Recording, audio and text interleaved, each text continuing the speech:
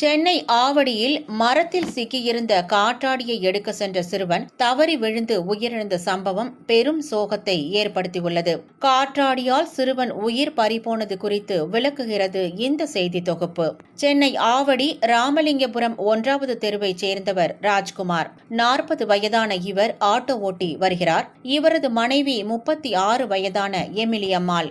இந்த தம்பதியினருக்கு 3 மகள்கள் மற்றும் 1 மகன் உள்ளனர். இதில் 10 வயது மகன் கார்த்திக் ஆவடியில் உள்ள தனியார் பள்ளியில் 5ஆம் வகுப்பு படித்து வந்தார். ஞாயிற்றுக்கிழமை அன்று வழக்கம் போல் ராஜ்குமார் ஆட்டோ சவாரிக்கு சென்றுவிட தாய் எமிலி அம்மாளுடன் சிறுவன் கார்த்திக் அதே பகுதியில் உள்ள ஒரு வீட்டில் நடைபெற்ற பிரார்த்தனை கூட்டத்திற்கு சென்றுள்ளார்.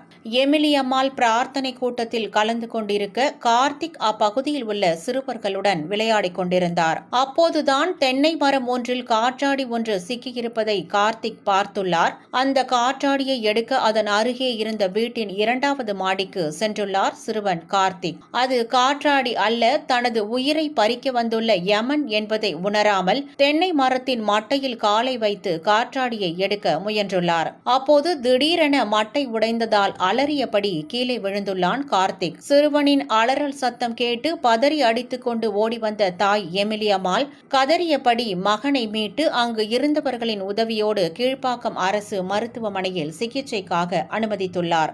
மருத்துவர்கள் சிறுவனுக்கு தீவிரமாக சிகிச்சை அளித்து வந்த நிலையில் கார்த்திக் 23ஆம் தேதி காலை சிகிச்சை பலனின்றி பரிதாபமாக உயிரிழந்தார். தகவல் அறிந்து வந்த ஆவடி போலீசார் கார்த்திக் உடலை கைப்பற்றி பிரேத பரிசோதனைக்காக அனுப்பி வைத்து விசாரணை மேற்கொண்டு வருகின்றனர். தமிழகத்தில் காற்றாடி பறக்கவிட தடை விதிக்கப்பட்டுள்ள நிலையில் புறநகர் பகுதியில் காற்றாடியால் 10 வயது சிறுவனின் உயிர் பறிபோனது அனைவரையும் சோகத்தில் ஆழ்த்தியுள்ளது.